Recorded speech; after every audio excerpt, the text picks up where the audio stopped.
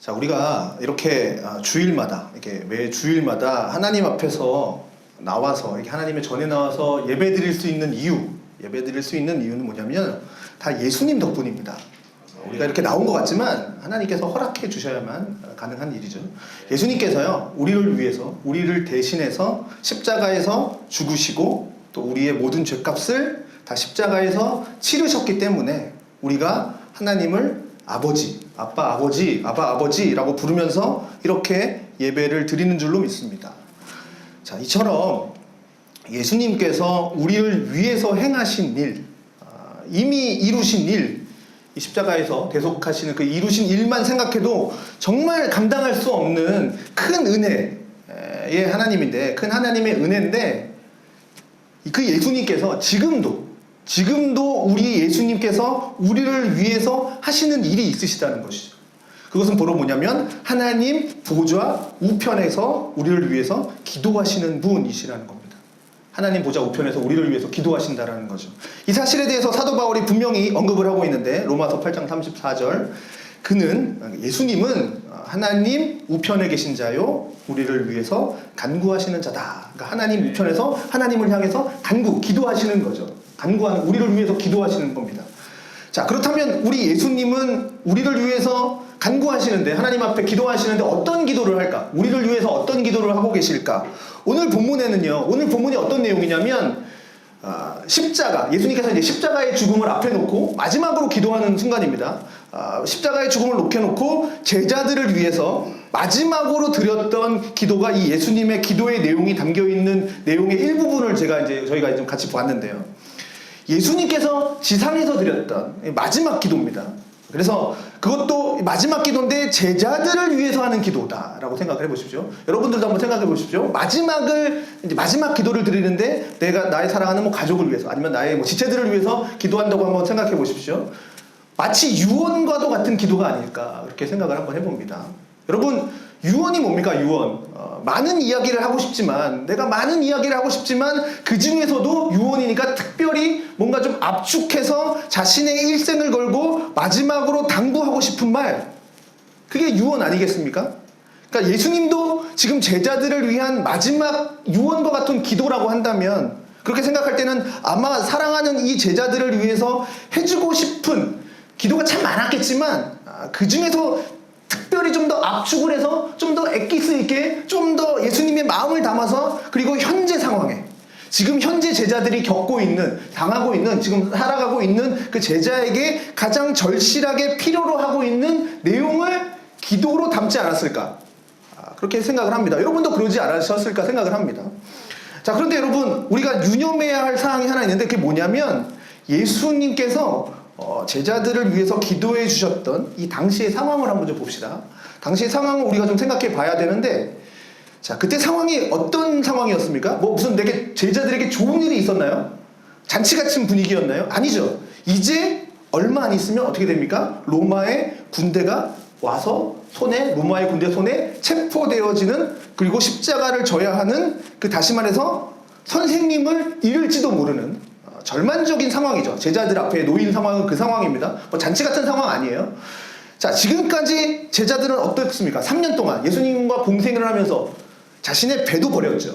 자신의 그물도 버려두고 자신의 모든 것을 버리고 예수님 한 분만 쫓아다녔죠. 이 사람이 메시아다, 이 사람이 구주다, 예수님만 쫓아다녔습니다. 한 분만 믿고 따라왔어요. 그런데 이제 더 이상 예수님을 볼 수 없게 되었다고 그 전부터 쭉 얘기했지만, 아직 제자들은 이 상황이 어떤 상황인지도 아직 이해를 잘 못했겠지만, 어쨌든 제자들이 얼마나 이 상황을 좀 절망스럽게 여겼을까. 이와 같은 암울한 상황, 그런 처한 상황 속에서 혼란에 처한 이 제자들을 향해서 예수님께서 마지막으로 유언과 같은 기도를 하시는 겁니다. 자, 이런 제자들의 형편은 사실 당시뿐만 아니라 오늘 우리가 겪는 형편과도 별반 다를 바가 없다라는 거죠. 자, 성경이라는 게 중요한 것이, 그때 그 사건으로 끝나면 그냥 과거에서 죽은 사건이지만 오늘 우리에게도 같은 말씀으로 임하는 겁니다. 그래서 살아있는 말씀이 되는 거죠. 왜냐하면 오늘도 마찬가지로 예수님이 안 계신 것 같은 그런 느낌이 들 때가 있지 않으십니까? 그때가 가장 우리가 불안하고 가장 낙심이 될 때 아닙니까? 예수님이 나와 함께 하신다는데 예수님이 느껴지지 않아. 예수님이 나와 함께 하시는 것 같지 않아. 가장 불안한 상황이겠죠. 자, 우리가 고난 가운데 기도합니다. 자, 근데 하나님이 침묵하실 때, 여러분 그렇지 않습니까? 기도 안 하시는 분이야. 기도 안 하시는 분이야. 이게 뭐 전혀 모르겠지만 기도하시는 분들은 좀 느낄 겁니다. 내 평소에 좀 기도하시는 분들은 좀 느낄 겁니다. 이렇게 하나님이 이게 뭔가 이렇게 내가 기도를 하는데 뭔가 그 정말 간절히 기도하지만 마치 나의 이 편지, 기도의 편지가 하늘에 안 닿는 것 같은 느낌, 수치 불명처럼 다시 반동되는 것 같은 그런 공허하게 되돌아오는 경우가 그런 경우가 아닐까 싶습니다. 예수님은요, 이러한 우리의 형편을 잘 아시기 때문에 당시 제자들을 위해서 드렸던 이 기도, 그 기도를 우리를 위해서 동일하게 지금도 하고 계시는 줄로 믿습니다. 자, 여러분, 우리가 한 생 살면서 참 많은 사람들과 관계를 맺으면서 살아가죠. 그 수많은 관계 속에서, 그 관계 속에 있는 사람 중에서 제일 소중한 사람이 누구냐? 내가 이때까지 맺어온 관계 속에서 제일 소중한 사람이 누구냐라고 물으신다면 여러분은 누구라고 대답을 하겠습니까? 가족 빼고 어떤 관계에 있는 사람이 여러분에게 가장 소중합니까? 글쎄요, 저는 저를 위해서 기도해 주시는 분이 아닐까 생각을 합니다. 예전에는 못 느꼈습니다. 솔직히 얘기합니다. 저를 위해서 기도해 준다 그래도 예 감사합니다 이랬었는데 이게 목회를 하다 보니까 정말 기도만큼 정말 저에게 도움이 되는 건 없더라고요. 가끔 성도님들과 이런저런 이야기를 나누다가 목사님을 위해서 기도하고 있습니다. 그 다음에 저희가 이제 목요일날 10시에 중보기도 모임을 합니다. 꼭 나오라고 하는 얘기는 아니에요. 꼭 나오라고 얘기하는 얘기는 아니지만 10시에 중보기도 모임이 있어요. 혹시 찔리시는 분이 있으면 하나님의 음성인 줄로 믿으시고 나오라는 얘기는 아닙니다. 자, 10시에 저에게 중보기도를 하는데 꼭 저희 가족을 위해서 꼭 기도를 합니다. 그래서 기도를 해요. 그럼 말만 들어도 사실 너무나도 좋은데 정말 눈물을 흘리면서 기도를 해줍니다. 그런데 하물며 지금 누굽니까? 하물며 하나님의 아들, 나의 구원자이신 예수님께서 나를 위해서 지금 기도해 주신다라고 하는 겁니다. 자, 이게 얼마나 감동이 됩니까? 자, 이 예수님께서 나를 위해서 기도해 주시는데 이 세상에 그 무엇이 감히 나를 맞설 수가 있겠습니까? 예수님이 나와 함께 하시고 나에게 기도해 주시는데 이 믿음을 가지시면서 다시 한번 힘차게 일어설 수 있기를 바라겠습니다. 이 믿음 소유하시기를 바라겠습니다.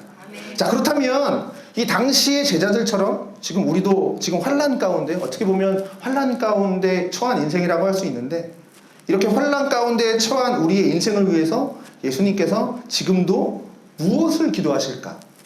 자, 오늘 본문을 의지해서 좀 3가지로 말씀을 드리려고 합니다. 자, 첫 번째는요, 우리가 하나 되기를 위해서 기도하신다라는 사실입니다. 예수님께서 하나님 보좌 우편에서 우리를 위해서 기도하십니다. 자, 11절입니다. 나는 세상에 더 있지 아니하오나 그들은 세상에 있어 없고 나는 아버지께로 가옵나니 거룩하신 아버지여 내게 주신 아버지의 이름으로 그들을 보존하사 우리와 같이 그들도 하나가 되게 하옵소서 라고 지금 기도하십니다.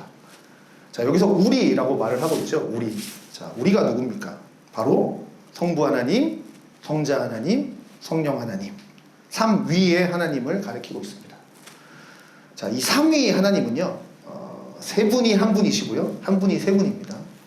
따로 떼어놓을 수가 없다는 뜻입니다. 이 부분에 대해서는 나중에 설명할 기회가 있겠습니다. 설교할 기회가 있겠죠. 완전히 하나인 겁니다. 세 분이지만 한 분, 한 분이지만 세 분, 이분이 서로 완벽하게 하나라는 거죠. 자, 그러니까 우리가 믿음 생활하면서 저 영원한 천국으로 이제 지금 우리가 달려가고 있지 않습니까? 본향으로 우리가 달려가고 있는데 이 광야의 길을 지나서 자, 우리가 이 본향으로 가기 위해서 중도 하차하면 안 되지 않습니까? 그러면 중도에 하차하지 않고 믿음으로 끝까지 그 저 본향을 향해서 달려가기 위해서 무엇이 필요하냐? 바로 삼위 하나님처럼 하나가 되게 하옵소서. 우리처럼 그들도 하나가 되게 하옵소서. 이 하나가 되는 게 필요하다는 거죠. 여러분, 우리 하나님께서 왜 선한 교회를 세워주셨다고 생각하십니까? 왜? 집이 가까워서 교회 하나 있었으면 좋겠는데 하나님이 세워주셨어. 아싸, 집 가까워서 좋다. 이겁니까? 아니죠. 악한 세상 속에서요, 나 혼자 예수를 믿으려면 마치 어떤 거냐면 혼자 풀을 뜯어먹고 있는 양이 늑대의 공격을 받아서 속수무책으로 당하는 것처럼 우리 한 사람은 혼자 있을 때는 사탄의 공격을 받으면 쉽게 무너질 수가 있는 겁니다. 나는 안 무너질 수 있어. 나는 안 무너질 수 있어. 그렇게 생각하십니까? 여러분 코로나 때 경험해 보셨지 않습니까? 나는 혼자도 예수 잘 믿을 수 있어. 한번 그게 몇 주 가십니까? 몇 주 가시던입니까? 자, 그래서 하나님께서는요, 그래서 교회라는 그 신앙 공동체를 우리에게 허락하셨다라는 거죠. 우리 모두 이 공동체를 이루면서 하나가 되는 겁니다. 그럼 그 하나된 능력으로 이 악한 세상을 이기면서 살도록 하나님께서 우리에게 교회를 허락하셨다라는 사실이죠. 혼자 힘으로 감당할 수 없었던 그 환란도 우리가 함께 모이게 되면 넉넉하게 이기게 될 줄로 믿습니다. 자, 누군가 어려울 때 누군가가 안부를 물어주고 누군가 함께 또 그 마음을 같이 해주고 누군가 찾아와주고 누군가 기도해준다면 이게 얼마나 큰 힘이 되겠습니까? 자, 그런데 사실 여러분 뭐 부인할 수 없는 사실이 하나 있죠. 우리 사람들은요, 환란을 당하게 되면 힘을 모으기보다는 남을 탓합니다. 자, 그리고 그 또 사탄은요, 이 사람의 연약함을 너무나도 잘 알죠. 그래서 요거를 또 이용합니다. 그래서 가정이나 교회 그리고 한 나라가 어려움을 겪을 때 사탄은 그 틈을 파고듭니다. 그래서 구성원끼리 서로 싸우게 만들죠. 그게 먼저 시작이 되죠. 외부에서 오는 공격보다 내부에서 터지는 그 다툼이 더 심하죠. 그리고 나서 이제 공격하게 되는 거죠. 자, 빅토르 위고라고 하는 소설가를 아실 겁니다. 레미니 제베라브를 쓴 소설가. 자, 그분이 쓰신 단편 소설 중에 93년이라는 그 소설이 있습니다. 그 소설 가운데 내용을 하나 말씀드리겠는데요. 큰 함선이 있습니다. 전쟁에 나가는 함선입니다. 도중에 이제 폭풍우를 만납니다. 자, 배의 선창에는 전쟁을 하기 위해서 쓰인 이제 도구들, 뭐 대포라든지 무거운 뭐 포, 그러니까 쇠덩이겠죠. 그런 것들이 이제 나무 배에 이제 실려 있겠죠. 자, 그런데 이제 풍파가 얼마나 거셌던지, 이 파도가 얼마나 거셌던지 그 무거운 대포가 그 파도에 견디지를 못해서 쇠사슬이 다 끊어져 버린 겁니다. 그래서 큰 대포가 그 쇳덩어리가 이제 이리저리 굴러다니겠죠. 파도에 이리저리 굴러다니면서 배를 다 이제 막 부시고 다니는 겁니다. 막 흔들리면서 배를 막 다 부시고 다니는 거죠. 그래서 몇 명의 선원이 결사적으로 그 굴러다니는 대포를 붙잡습니다. 자, 제가 무슨 이야기를 하려고 하냐면 이 배가 바로 우리의 인생과 비유한다는 거죠. 자, 인간을 파괴하는 가장 무서운 적은 밖에서 오는 파도가 아니라 밖에서 오는 그 풍파가 아니라는 겁니다. 뭐냐? 배 안의 대포. 미움, 원한, 분노, 그것들이 제멋대로 굴러다니면서 배 안을 제멋대로 굴러다니면서 그 파도로 인해서 가정을 무너지게 만들, 교회를 망가뜨리고 국가를 파괴한다는 거죠.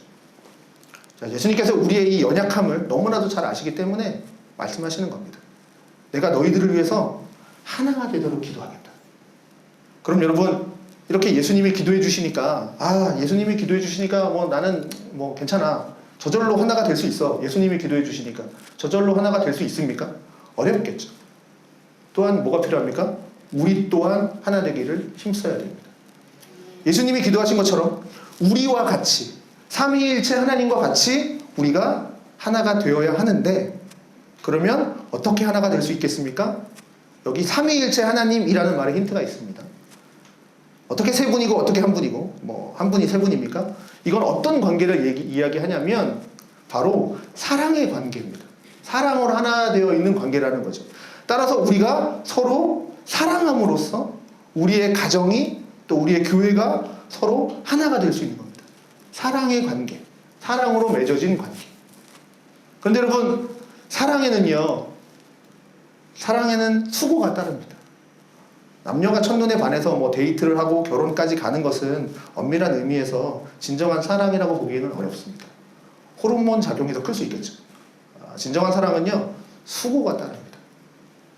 여러분, 카도스의 사랑이라고 들어보셨는지 모르겠습니다. 내 마음은 도무지 사랑할 마음이 아닙니다.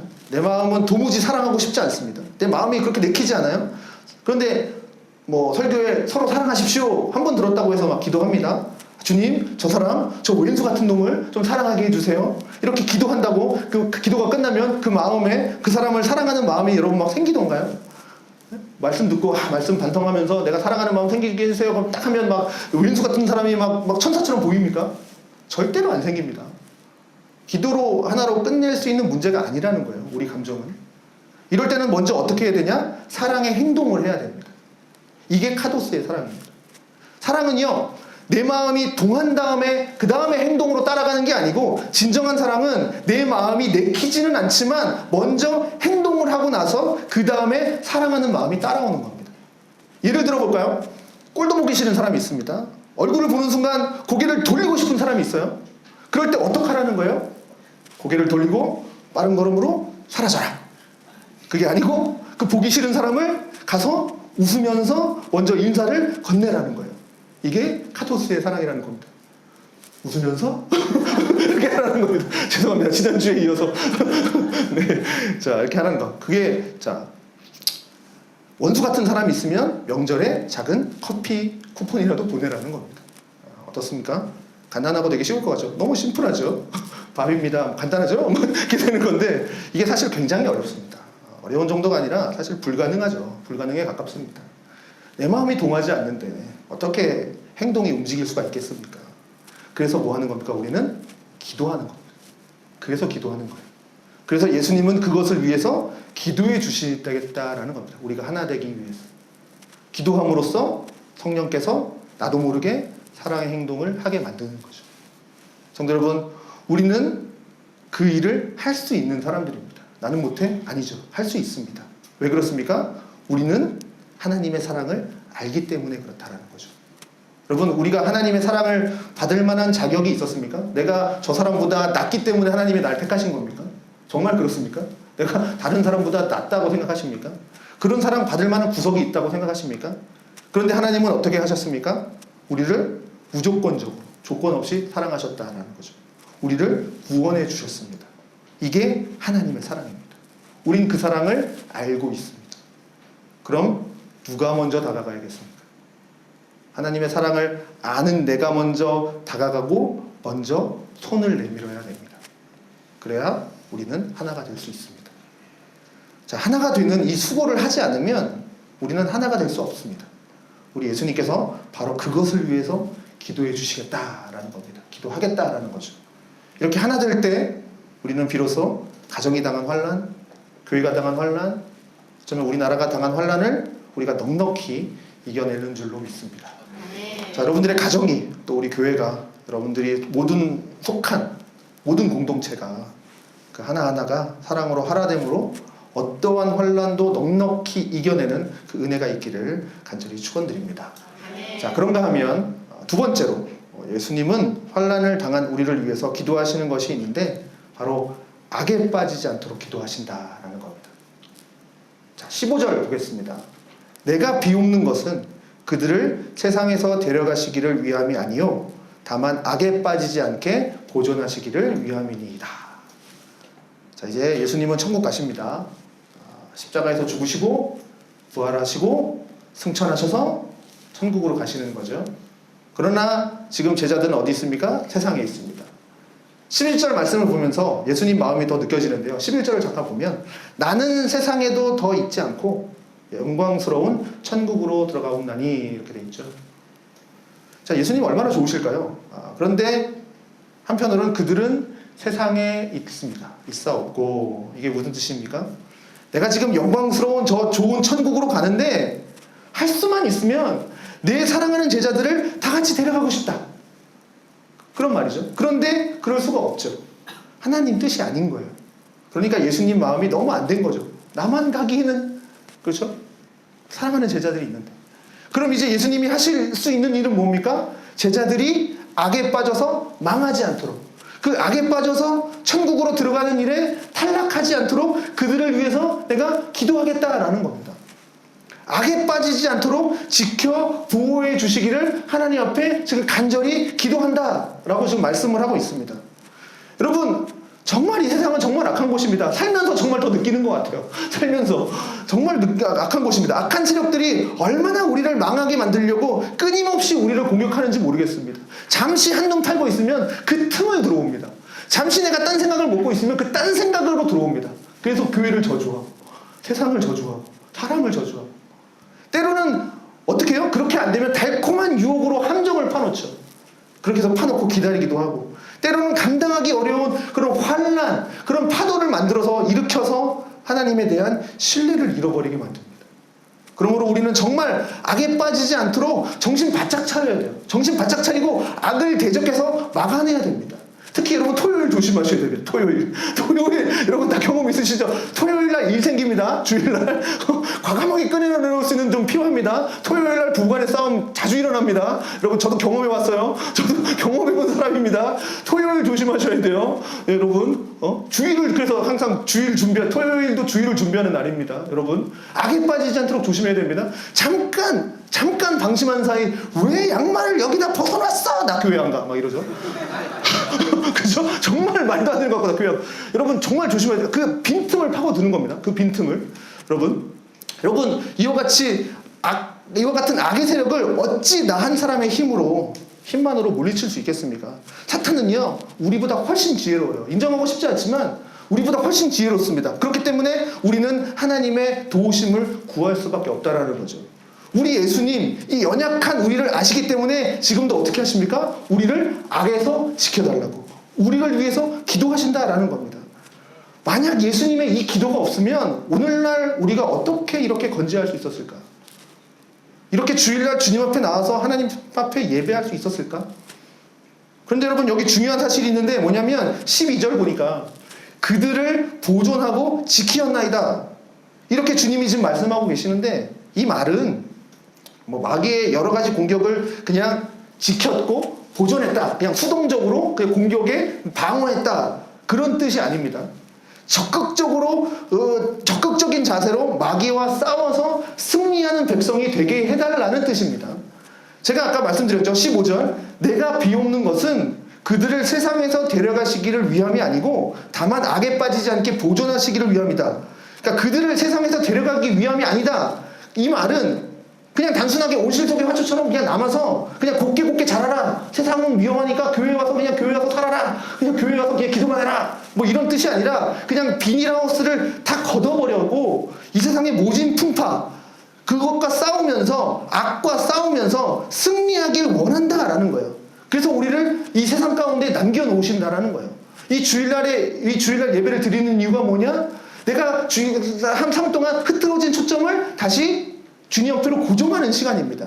내 시선이 세상으로 향하고 있었다면 주님 앞으로 다시 시선을 고정하고 세상으로 나가기 위한 준비를 하는, 세상에서의 예배를 드리기 위한 준비를 하는 것이 바로 이 예배의 시간이라는 거죠. 이 공동체와 교회라는 거죠. 다 그냥 만약에 교회만 있으면 그냥 360일 교회만 있으면 되게 좋겠죠. 하지만 우리의 살 곳은 세상입니다.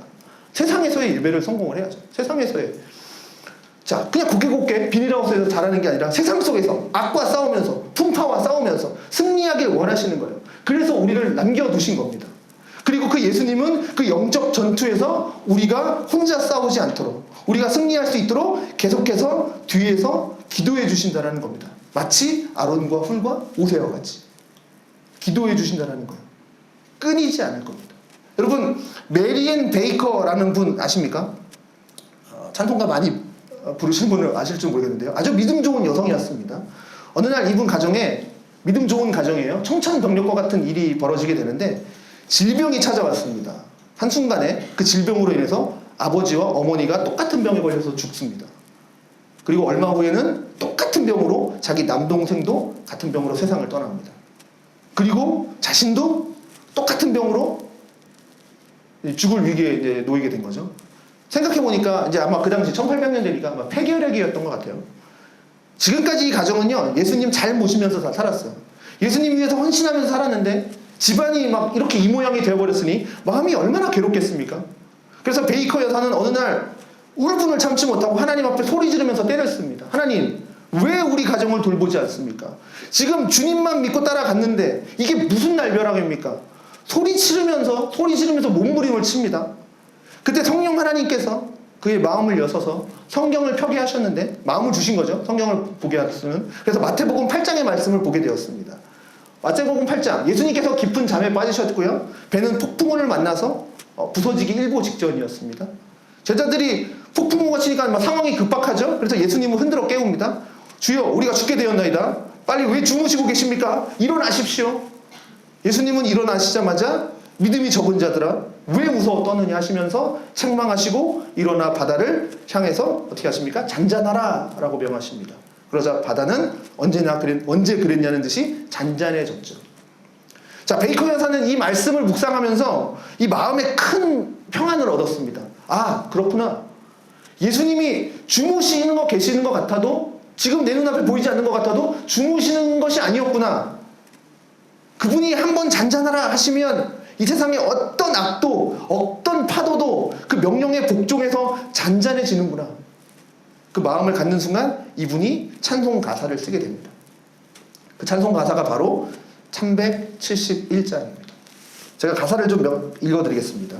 구주여 광풍이 불어 큰 물결이 일어나 온 하늘이 어둠에 쌓여 피할 것 모르니 우리가 죽게 되는 것을 안 돌아봅니까? 깊은 바다에 빠지게 된 때 주무시려 합니까? 구주여 떨리는 내 마음 저 풍랑 같아서 늘 불안에 쌓여 사니 날 붙들어 주소서. 세상의 풍파가 나를 삼키려 합니다. 지금 죽게 된 날 돌아보사 곧 구원해 주소서.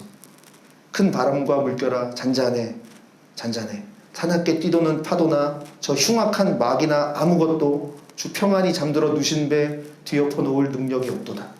주 예수 풍파를 꾸짖어 잔잔해 잔잔해. 주 예수를 풍파를 꾸짖어 잔잔하라.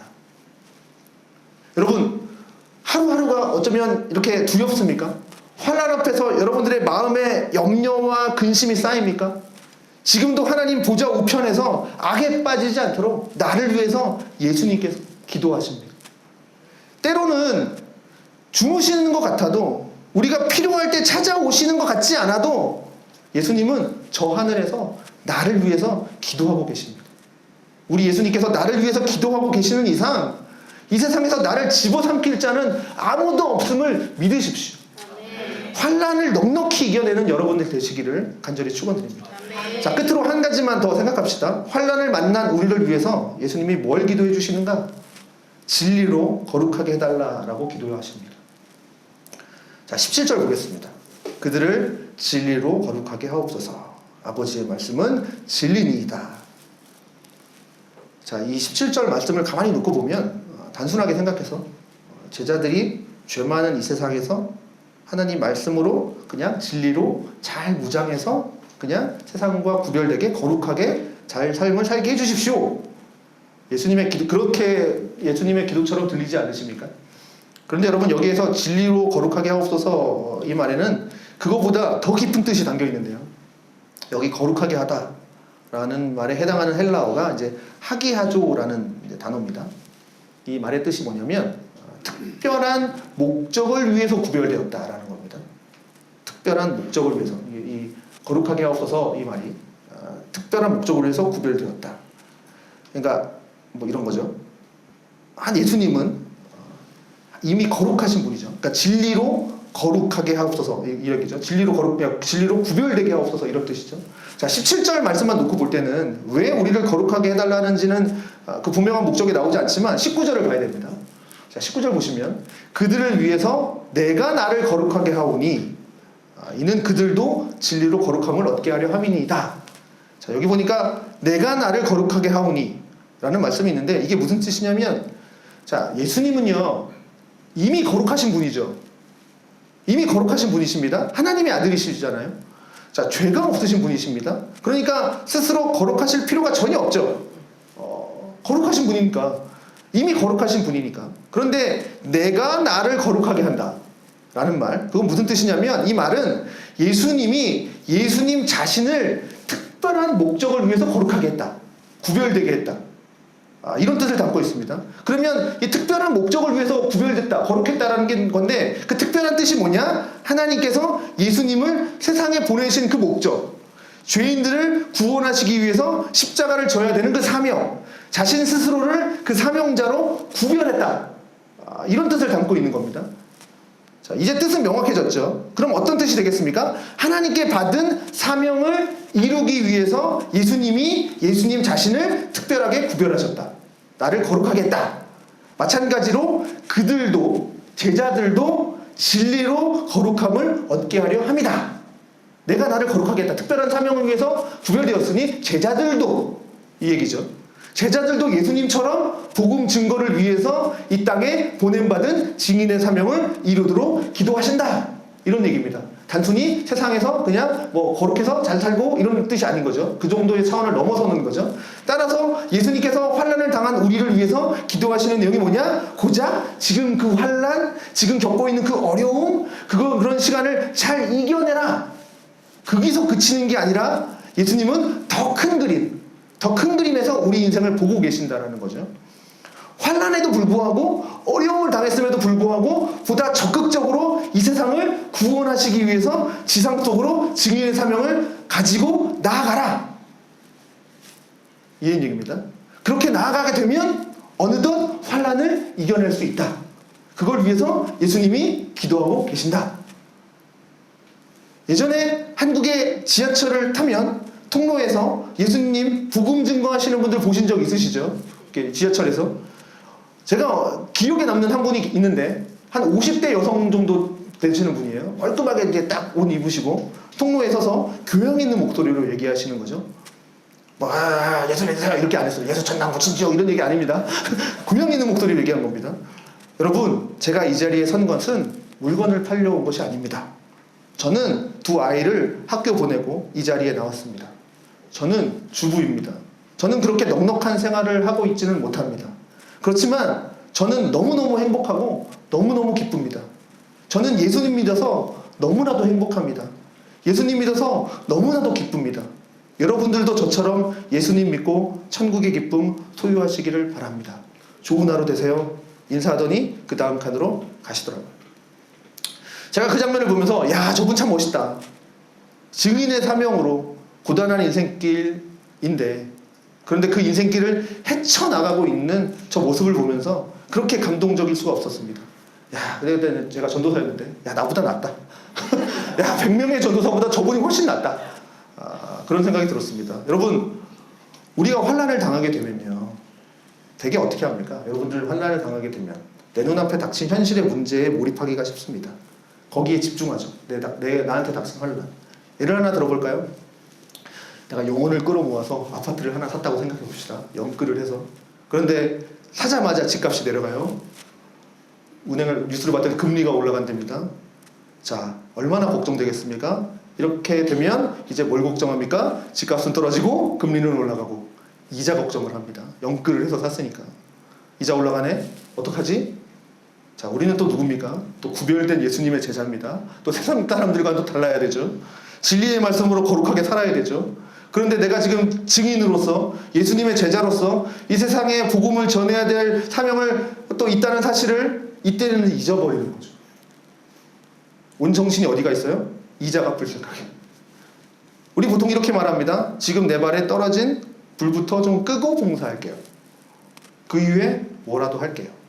내가 요 일만 잘 되면 하나님 일할게요. 아니면 뭐 이렇게 기도하시는 분들 많이 봤어요. 하나님, 내가 지금 하고 싶은 뭐가 있는데 이 프로젝트가 있는데 이게 되면 하나님이 나를 하라는 신호로 알고 내가 요거만 해주시면 내가 교회 나올게요. 뭐 이렇게 많이 합니다. 요거 여러분 있을 거예요, 경험. 요거만 좀 해결되면 하나님의 신호로 알겠어요. 내가 성가대 하라는 신호로 알겠어요. 뭐 이런 거 있어요. 요거만 되면. 자, 보통 그렇게 얘기해요. 제가 지금 사업하다가 고비를 만났는데 이 고비만 딱 넘기고 나면 그때 제가 헌금 생활도 좀 할 수 있을 것 같고 그때 내가 봉사도 할 수 있을 것 같아요. 그런 말 참 많이 듣습니다.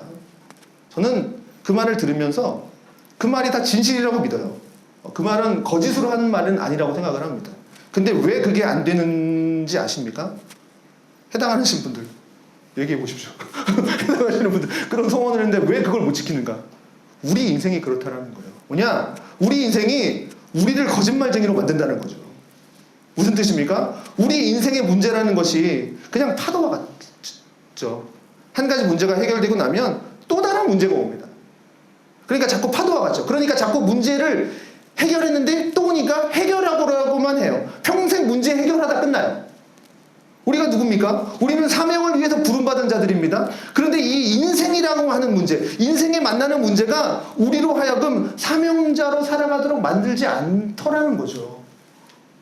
여러분은 지금 복음을 위해서 하나님께로 받은 사명이 뭡니까? 우리 모두는 언젠가는 다 예수님 앞에 섭니다. 여러분, 그거 기억하셔야 됩니다. 우리는 언젠가는 그 예수님의 앞에 서야 됩니다. 예외 없이 다 서야 됩니다. 우리 모두 예수님 앞에 서게 될 때 우리가 이대로 정말 무의미하게 그냥 연명이나 하면서 계속 내 앞에 있는 문제 해결하다가 문제 해결했더니 또 문제 오고 문제 해결했더니 좀 잠잠하다가 또 오다가 그러다가 예수님 앞에 서게 된다면 여러분 그때 예수님 앞에 무슨 말씀 드릴 겁니까? 혹시 여러분 중에 난 사명이 잘 뭔지 모르겠습니다. 난 예수님의 증인으로서 이 땅에서 해야 할 일이 뭔지 모르겠습니다. 하시는 분들은 여러분 기도하시기를 바랍니다. 제가 꼭 아까 말씀드렸던 그분처럼 뭐 밖에 나가서 전도하세요. 뭐 전도하세요. 뭐 최선을 다해 전도하라는 얘기 아닙니다. 나의 당면한 문제를 해결하고 그 다음에 하겠습니다. 그 다음에 저거 하겠습니다. 이러다가는 아무것도 못하고 천국 갈 수 있다는 거죠. 물론 문제는 문제대로 해결해야 됩니다. 최선을 다해야죠. 그러나 문제 때문에 내가 하나님 앞에서 감당해야 할 그 사명을 뒤로 미루는 그런 어리석음은 범하지 말라라는 겁니다. 현실이 힘들수록 그 문제에 너무 집중하지 마시고 그 문제 너머를 보시라는 거죠. 내가 하나님께 받은 그 사명 더 충성스럽게 감당해야 됩니다. 그럴 때 어느덧 내 현실의 문제가 해결되어 있는 것을 보게 될 줄로 믿습니다. 여러분 이거는 정말 기도해 보신 분들 하나님의 말씀대로 내가 붙잡았더니 이거는 경험하신 분들은 아시잖아요. 그런 것들을 한번 좀 옆자리 사람에게 나눠주십시오. 그런 것들. 내가 정말 하나님의 말씀을 붙잡고 나갔더니 내가 정말 안 되는 줄 알았는데 이런 것들이 하나님께서 예비해 놓으셨던 내가 생각했던 이거였지만 그보다 더한 것으로 하나님께서 나에게 복을 주셨던 그런 것들. 우리 예수님의 그 기도에 힘입어서 정말 사명으로 의식으로 좀 무장하고 그래서 환난을 이겨내는 여러분 되시기를 축복합니다. 네. 자 이제 말씀을 좀 마무리하려고 하는데요. 저희가 이제 개척을 하고 뭐 좀 짧은 목회 기간이지만 이 목회의 길이 쉽지 않음을 다시 한번 느끼게 됩니다.